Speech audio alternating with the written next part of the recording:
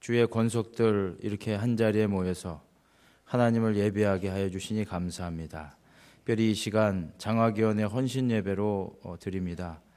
우리가 미래를 내다보며 또 미래 일꾼을 키우는 일에 하나 되게 하여 주옵시고 우리가 진정으로 헌신하여서 이 일을 잘 감당케 하여 주옵소서. 부족한 종을 이 시간 세우셨사오니 강건케 하여 주셔서 능력 있게 전하게 하여 주옵시고 그 말씀을 받은 성도들 마음 가운데 그 말씀 신겨주셔서 하나님 앞에 헌신하는 시간 되게 하여 주옵소서. 예수님의 이름으로 기도합니다. 아멘. 반갑습니다. 김성희 사님 고맙습니다. 말이 막 꼬이네요. 밥을 못 먹었어요. 세례교육 마치고 가니까 오늘 밥이 너무 맛있었는지 다 드셨대요. 대신에 특식을 먹었습니다. 고구마를 아주 맛있게 먹었습니다. 날씨가 많이 포근해졌습니다. 겨우내 움츠렸던 마음을 활짝 펼 때가 아닌가 생각이 됩니다. 더불어서 우리가 사순절 기간을 보내고 있는데 포근한 날씨만큼 우리의 영혼에도 하나님의 따스한 사랑과 은혜가 넘치기를 소망합니다. 대대로 뜻깊은 일이나 업적을 기리기 위해서 사람들은 기념일을 정하기도 하고 또는 기념품 같은 거를 아니면 기념물을 남기는 그런 습성이 있습니다. 때로는 개인이 간직하는 것도 있지만 어떤 것들은 자손 대대로 물려주어 그 일을 기념하게 하는 것들이 있습니다. 그래서 기념비를 세우는 것은 그러한 이유 때문에 그러는 것이죠.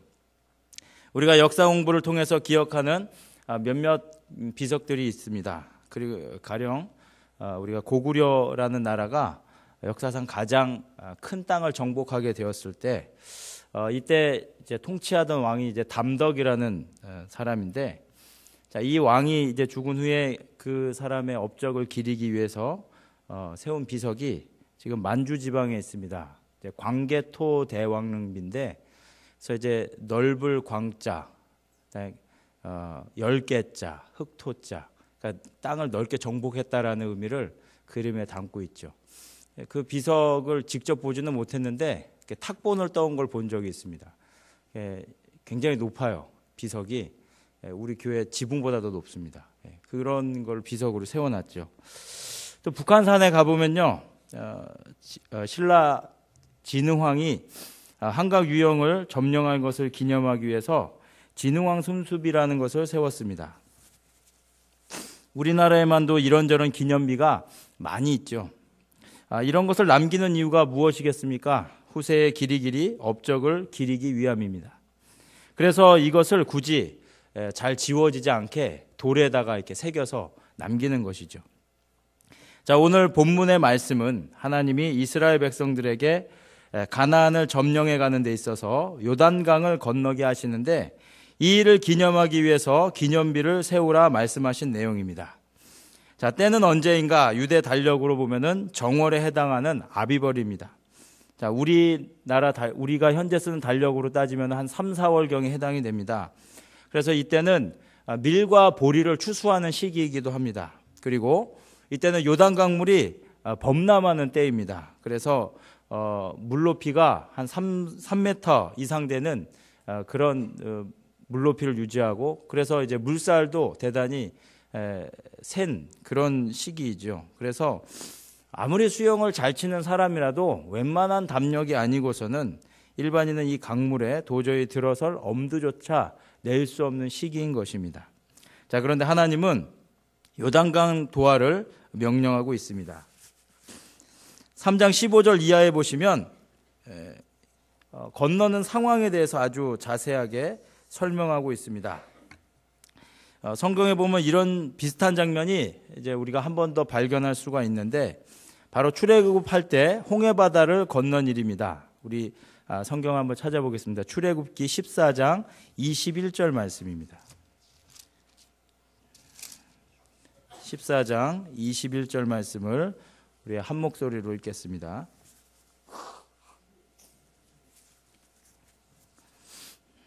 다 찾으셨으면 읽겠습니다. 모세가 바다 위로 손을 내밀매 여호와께서 큰 동풍이 밤새도록 바닷물을 물러가게 하시니 물이 갈라져 바다가 마른 땅이 된지라. 아멘.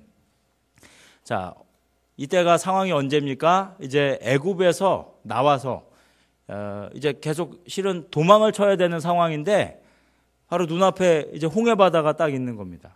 애굽의 군대들은 이렇게 이스라엘 백성들 죽이겠다라고 전차를 이끌고 많은 군사들이 이제 오고 있었죠. 자, 그런 상황에서 이제 우린 다 죽게 되었구나.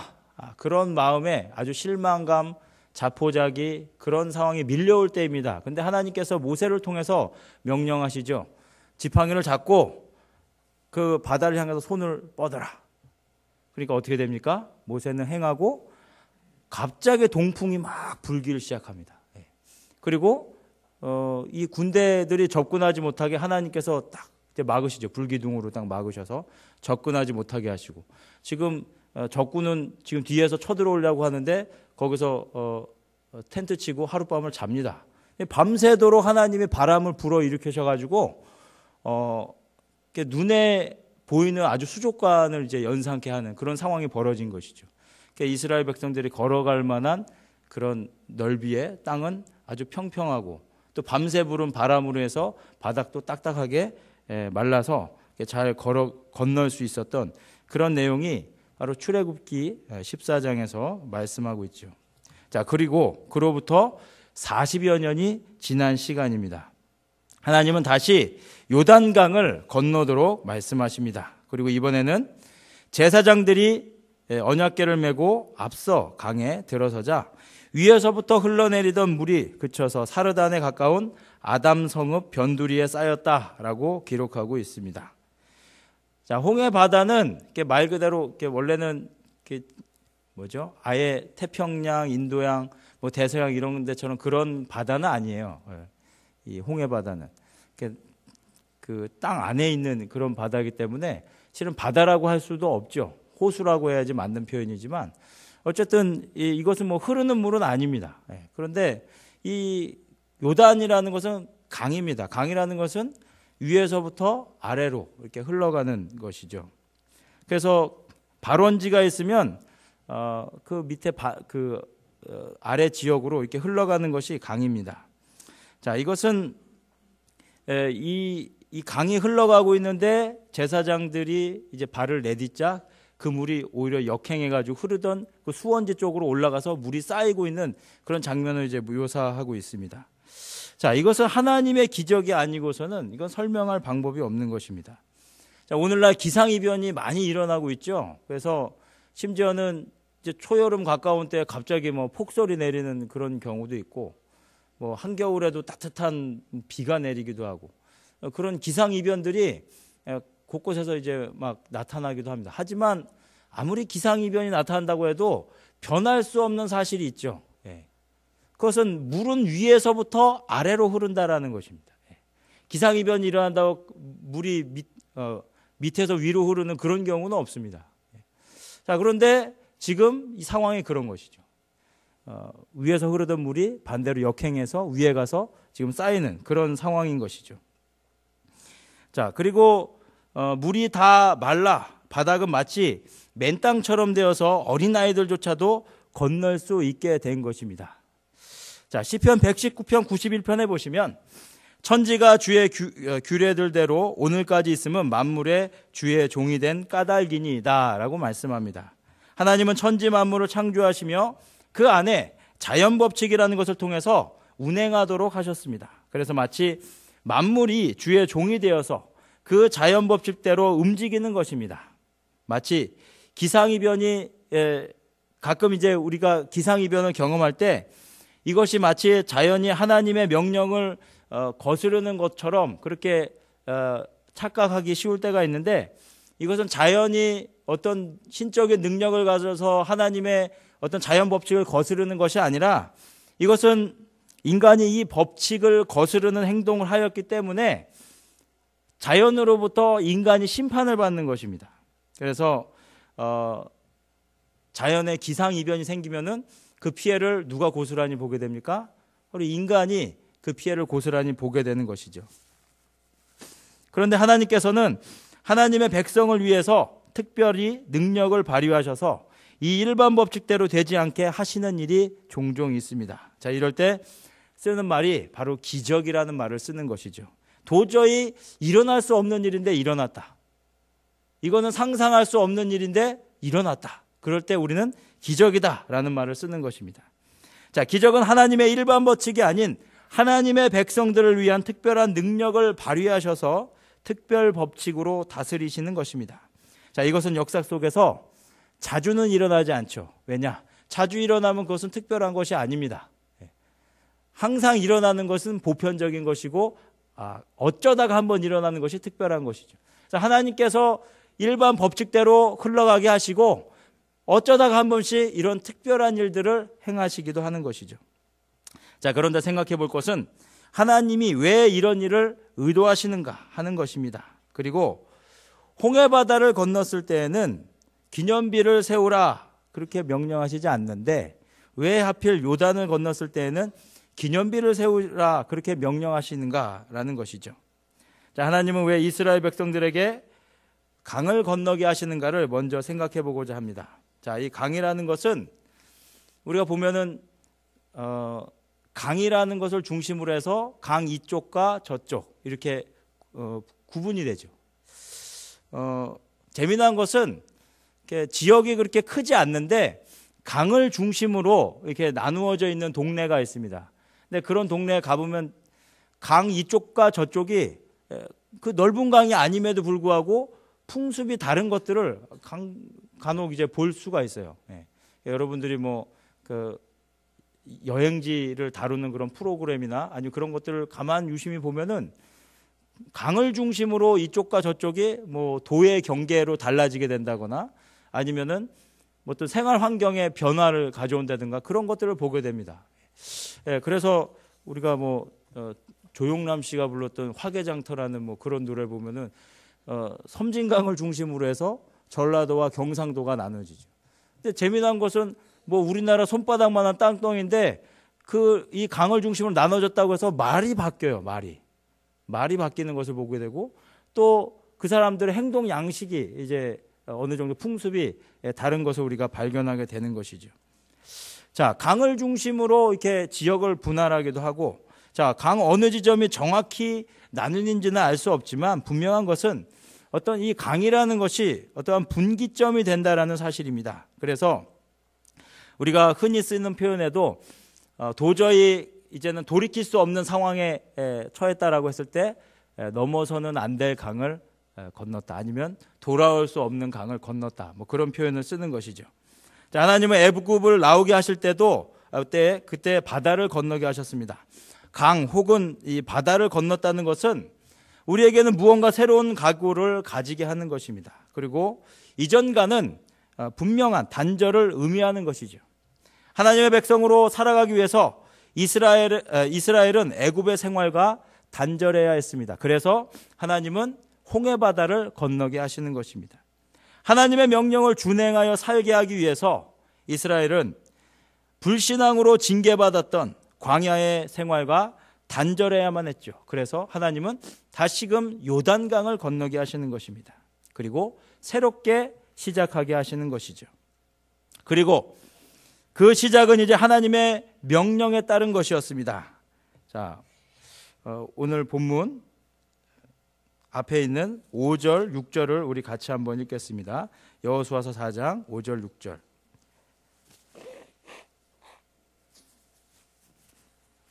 자, 같이 읽겠습니다. 그들에게 이르되 요단 가운데로 들어가 너희 하나님 여호와의 궤 앞으로 가서 이스라엘 자손들의 지파수대로 각기 돌 한 개씩 가져다가 어깨에 매라. 이것이 너희 중에 표징이 되리라. 후일에 너희의 자손들이 물어 이르되 이 돌들은 무슨 뜻이냐 하거든. 자, 여기 보십시오. 강을 건널 때 이제 언약궤를 맨 제사장들이 앞장을 서게 되죠. 이 언약궤가 뭡니까? 십계명 두 돌판, 그게 언약궤예요. 그리고 이제 법궤라고 했을 때 이 십계명 두 돌판과 아론의 쌍난 지팡이와 만나를 담은 항아리. 자, 이건 뭡니까? 하나님의 임재의 상징입니다. 하나님의 임재의 상징이 앞서갔다. 무엇을 의미하겠어요? 하나님께서 이 일을 직접 주도하시고 행하신다. 하나님이 앞에서 행하실 때 하나님의 백성들이 그 말에 순종하며 갔을 때 어떤 일이 벌어졌습니까? 그들이 상상할 수 없는 그야말로 기적이 일어난 것이죠. 이때 이제 말씀하신 것이 각 지파에서 한 사람씩 돌을 취하여서 어깨에 매라, 그렇게 말씀하고 있는데, 만약에 이게 손바닥만한 작은 돌이었다라고 한다면은 그냥 이제 어깨에 맬 필요가 없었겠죠. 그리고 비석을 세우는 돌이었으니까 아마도 이게 대단히 이제 좀 큰, 어느 정도 무게가 있는 웬만한 큰 돌이었음을 우리는 알 수가 있습니다. 그리고 이것이 이제 대대로 이제 남겨져서 어떤 표징의 역할을 해야 되기 때문에 웬만히 작은 돌은 아니었을 것이다 라고 우리는 생각을 할 수가 있겠죠. 자, 그런데 여기서 한 가지 생각하고 싶은 것은, 홍해를 건넜을 때는 왜 기념비를 세우라 하지 않았고 왜 이제 와서 기념비를 세우라 하시는가 하는 것이죠. 그래서 아마도 홍해를 건넜을 때 도착한 땅은 이스라엘이 거하면서 살게 될 땅이 아니기 때문인 것 같습니다. 자, 앞서서 이제 광개토 대왕릉비 이거 이야기를 했는데, 이 비석은 어떻게 보면 우리 민족에게는 대단히 그 의미 있는 그런 비석이죠. 그래서 역사에 관심을 갖는 사람들은 한 번쯤은 가서 직접 보고 싶은 그런 비석입니다. 그런데 이게 또 중국에 있어요. 중국에 있고 여기에 아무나 못 들어오게 딱 차단을 해놨습니다. 그리고 간다고 할지라도 그 비석은 사진도 찍을 수가 없어요. 그러니까 분명히 우리 거고 우리 조상의 것이고 우리 것이라고 이야기할 수 있는데 정작 우리가 주인 행세를 할 수 없는 것이죠. 근데 우리나라에 있는 여러 가지 비석들 있죠. 우리가 아까 뭐 진흥왕 순수비라든가 수많은 중원고구려비 갖가지 비석들, 역사에 길이 남는 그런 것들은 얼마든지 우리가 찾아가서 볼 수도 있고 만질 수도 있고 그래요. 왜 그렇습니까? 우리 영역 안에 있기 때문에. 그러니까 하나님께서 홍해바다를 건넜을 때 이 일은 분명히 기념할 만한 충분한 근거가 되는 그런 일임에도 불구하고 기념비를 세우라고 말씀하지 않은 이유는 그 땅은 이스라엘 백성들이 살 땅이 아니기 때문입니다. 그런데 요단을 건넜을 때에는 이제 여리고성의 전투지하고 얼마 거리가 떨어지지 않는 곳이에요. 그러니까 그 건너가자마자 이제 거기는 이미 건너기 전 땅도 이미 이스라엘이 점령한 땅이지만 건너고 난 이후에는 이스라엘 백성들이 정착하여 살 땅인 것이죠. 그러니까 언제라도 오고 가면서 그 땅을 지나가게 될 것이고 그 땅에서 비석을 세우게 되면 볼 수가 있는 것입니다. 이스라엘은 이제 정복전쟁을 앞두고 있습니다. 이제 그들은 각오를 새롭게 해야 하는 그런 상황입니다. 요단강을 다 건넌 후 하나님은 길갈에 기념비를 세우게 하십니다. 그리고 이 기념비를 세우는 이유에 대해서 말씀하십니다. 자, 오늘 본문 다시 한번 읽겠습니다. 21절부터 24절입니다. 이스라엘 자손들에게 말하여 이르되 후일에 너희의 자손들이 그들의 아버지에게 묻기를 이 돌들은 무슨 뜻이니까 하거든 너희는 너희의 자손들에게 알게 하여 이르기를 이스라엘이 마른 땅을 밟고 이 요단을 건넜음이라. 너희의 하나님 여호와께서 요단물을 너희 앞에서 마르게 하사 너희를 건너게 하신 것이 너희의 하나님 여호와께서 우리 앞에 홍해를 말리시고 우리를 건너게 하신 것과 같았나니 이는 땅의 모든 백성에게 여호와의 손이 강하신 것을 알게 하며 너희가 너희의 하나님 여호와를 항상 경외하게 하려 하심이라 하라. 자, 어떻게 보면 강을 건너는 것보다 정복전쟁이 더 대단한 사건인 것처럼 우리는 보입니다. 정복전쟁을 시작하기도 전에 그런데 기념비를 세우라고 말씀하시죠. 자, 이 점은 우리로 하여금 생각하게 하는 것이 있습니다. 그 의미를 가만히 생각해 보면 이것은 하나님이 앞으로 이 전쟁을 주도해 나갈 것임을 우리에게 알게 하시는 것입니다. 너희를 안전하게 바다를 건너게 하시고 또 강을 건너게 하신 하나님이 이 전쟁에서 승리케 하실 것이다 라는 사실을 우리에게 알게 하시는 것입니다. 그러므로 너희는 이 전쟁에 임하기 위해서 각오를 새롭게 하고 하나님을 따를 준비를 하라 라는 그 명령이 기념비를 세우라 라는 그 명령 속에 내포되어 있는 것이죠. 자, 이것에 대한 증거를 세워서 자자손손 하나님의 역사하심에 대해서 생각하게 하는 것입니다. 자, 당대 사람들은 물론이고 후세에 태어난 자손들은 이 비석을 볼 때마다 자, 저것이 무엇입니까? 아이들 그러잖아요. 뭐 지나가다가 새로운 거 보면 저거 뭐예요? 이거 뭐예요? 이렇게 물어보거든요. 그때 부모는 뭐라고 얘기합니까? 알 것 없어. 그거 알아서 뭐하게? 그럽니까? 어떻게 해서든 설명해 주려고 할 거 아니에요. 근데 이 비석을 통해서 그들이 설명해 줄 것이 무엇이겠습니까? 하나님이 우리와 함께 하셨다라는 거예요.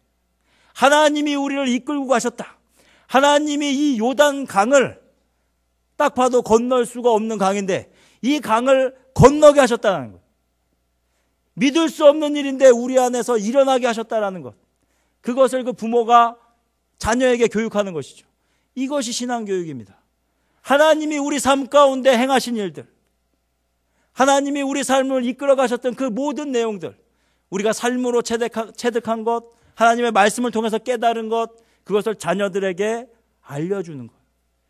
그것이 신앙교육인 것이죠. 그리고 24절을 보시면 자, 바다와 강을 건넌 일이 가지는 중요한 의미에 대해서 말씀하신데 두 가지를 말씀합니다. 이는 땅의 모든 백성에게 여호와의 손이 강하신 것을 알게 하며 그랬죠. 하나님을 믿지 않는 민족에게 있어서 이 사건은 하나님이 살아계신 하나님이심을 분명하게 알게 하시는 사건입니다. 또한 그의 역사하심이 자신들을 믿는 신들보다 더 강력하다라는 사실을 그들로 하여금 깨닫게 하시는 것입니다. 그러므로 땅의 모든 백성들은 이스라엘 백성들처럼 하나님을 경외하고 순종하지는 못할지라도 이스라엘의 여호와 하나님은 참으로 크신 하나님이시구나. 우리가 섬기는 신들, 우리가 수호하는 신들과는 비교할 수 없는 능력을 가지신 분이시구나 라는 사실을 알도록 하기 위해서 하나님은 요단강을 건너게 하셨고 또한 이 일을 기념하라 하신 것이다 라는 것입니다. 또 두 번째 목적, 너희가 너희의 하나님 여호와를 항상 경외하게 하려 하심이라. 자, 이 사건은 하나님을 믿고 있는 이스라엘 백성들에 대해서는 하나님을 항상 경외하게 하려 하심이라 라고 말씀합니다. 여기서 우리는 하나님의 백성들의 부르심과 삶의 방향에 대해서 다시 한번 생각해 보게 됩니다. 하나님의 백성들의 부르심은 하나님을 찬송하고 그를 영화롭게 하는 것입니다.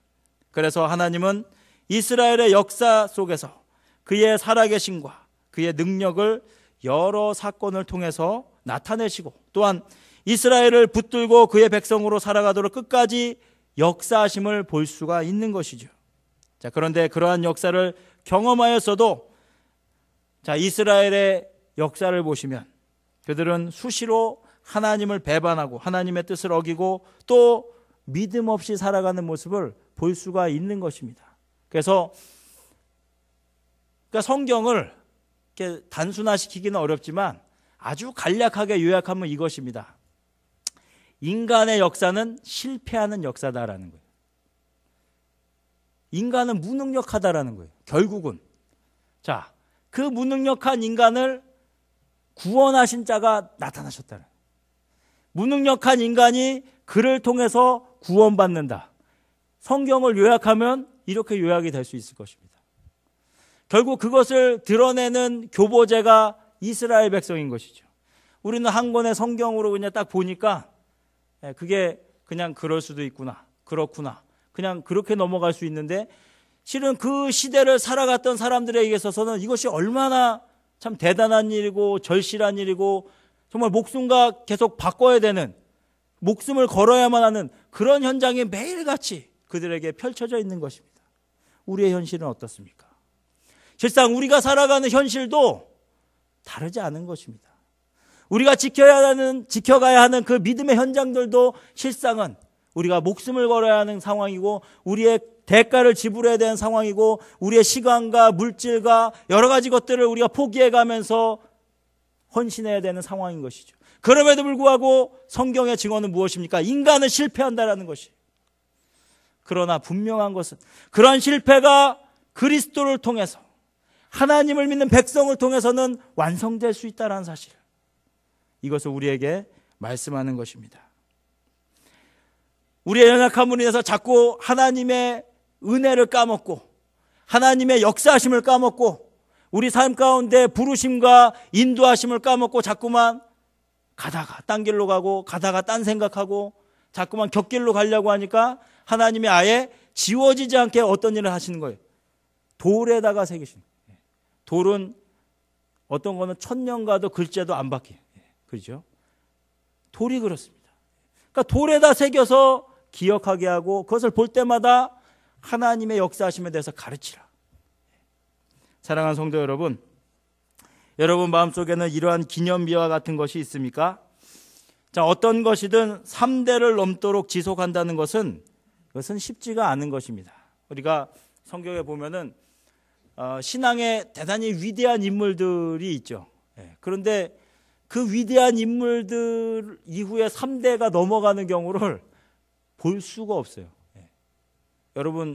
여러분들이 잘 아시는 다윗왕 보십시오.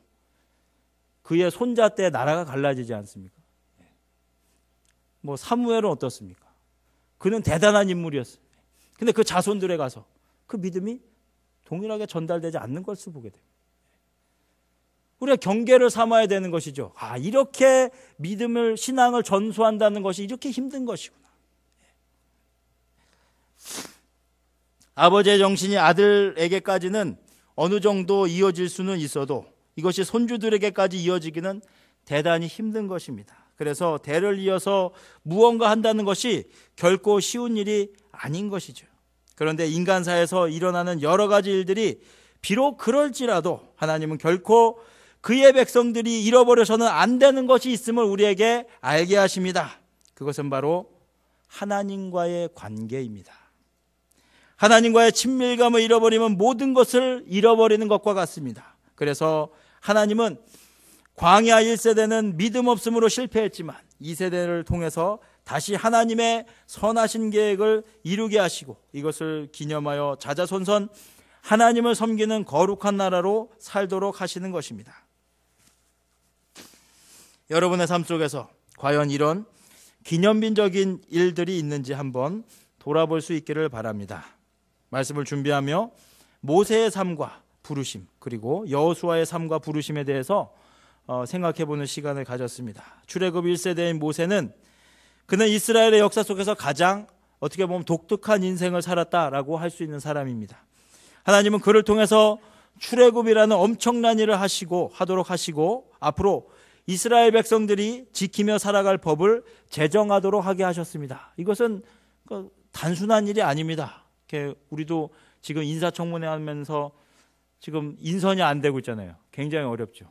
그러니까 사람 하나 뽑는데도 그렇게 어려운데 이 법을 이렇게 제정한다는 것은 굉장히 이거는 물론 하나님께 받은 법이지만 굉장히 쉽지 않은 것이죠.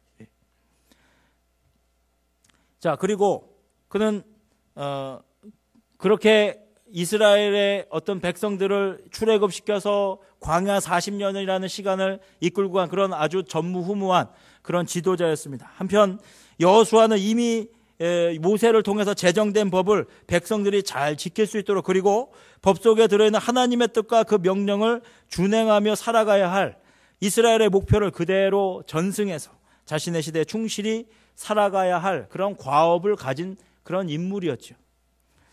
자, 간혹 믿음의 1세대들을 보면은 모세처럼 또 많이 힘든 일들을 경험하는 것을 볼 수 있습니다. 그리고 그렇게 힘들게 살고도 정작 모세는 가나안에 못 들어갑니다. 그러니까 믿음의 1세대들이 정말 힘들게 노력하고 어렵게 살았는데 당대에는 그들이 뿌린 열매를 걷지 못하게 되는 그런 것들을 많이 보게 됩니다. 하지만 기억할 것은 비록 그렇게 부족하고 마치 실패한 것 같은 그런 삶을 살았지만 하나님은 그를 끝까지 책임지신다라는 사실입니다. 그리고 그를 잊지 않으신다라는 사실이죠. 그리고 그의 헌신을 통해서 그들의 후손은 바른 믿음의 본을 정립하게 될 것이라는 사실을 우리에게 알게 하시는 것입니다. 이러한 사실로 위로받으시기 바랍니다. 한편 여호수아는 출애굽 1세대이지만 그는 2세대를 이끌었던 사람입니다. 그의 경우 그에게 주어진 사명이 무엇입니까? 하나님의 명령을 잘 계승하는 것입니다. 만약 1세대의 헌신이 없었다면 1세대를 통한 또한 교훈이 없었다면 여호수아 역시 가나안 정복이라는 것은 꿈으로 끝났을지 모를 일입니다. 하지만 모세의 모습을 잘 보고 배운 여호수아는 하나님의 명령을 준행함으로 인해 하나님께서 그에게 또한 지도력을 부어주시고 사람들 앞에 크게 하셔서 그가 사는 날 동안 사람들이 모세와 같이 두려워했다라고 14절에서 말씀하는 것을 봅니다. 여호수아가 능력에 출중해서가 아닙니다. 그가 하나님의 명령을 잘 준행하려 하였기 때문에 하나님께서 그를 세우신 것이고 그가 그렇게 쓰임받은 것이죠. 사랑하는 성도 여러분, 오늘 우리는 장학위원회 헌신 예배로 드리고 있습니다. 장학사업은 미래를 위한 사업입니다. 여기에 계신 여러분들이 이득 보려고 하는 사업 아닌 것이죠. 뭐 만학의 꿈을 가지고 이제 은퇴하면은 내가 대학에 들어갈 테니 장학금 주시오, 이럴 사람 아무도 안 계신 줄로 압니다. 앞으로 자라나는 세대를 위해서 우리는 이 시간 함께 헌신하는 것입니다. 하지만 이것은 단지 재정을 모으기 위한 모임은 아닌 것이죠. 하나님이 이스라엘 백성들에게 기념비를 세워서 후손들에게 살아가게 하신 그 하나님, 역사하신 하나님을 교훈하도록 하였던 것처럼 우리는 이 장학사업을 하면서 하나님의 일꾼들을 키운다는 자부심과 사명감을 가져야 하는 것입니다. 자, 그러기 위해서 우리는 헌금도 많이 모아야겠지만 더 많이 기도해야 하는 것이죠. 장학사업을 위해서 발굴된 인재들이 장차 한국 교회와 이 나라를 위해서 좋은 인재로 양성될 수 있기를 위해서 우리는 기도해야 하는 것입니다. 그리고 그렇게 성장한 이들 역시 이러한 선한 사업을 계속해서 이어갈 수 있도록, 자, 우리는 오늘 마음의 기념비를 세울 수 있기를 바랍니다. 기도하겠습니다. 거룩하신 아버지, 결국 인간은 실패할 수밖에 없는 그런 연약함을 가진 존재들이지만 그럼에도 불구하고 하나님께서는 그의 백성들에게 하나님의 명령에 대해서 준행할 것을 말씀하시고, 그렇게 하나님의 명령에 순종하는 자들을 통해서 하나님의 그 역사적인 과업을 이루어 가시는 모습을 보면서 비록 보잘것없고 연약하고 힘없고 세상적으로 봤을 때는 빈약한 존재들이지만 하나님의 거룩한 사역을 위해서 이 시간 우리가 머리 숙이며 기도합니다.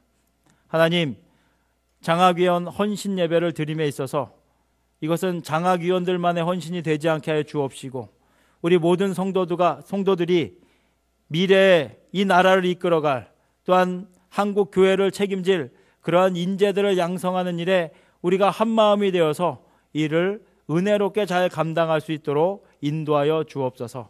예수님의 이름으로 기도합니다.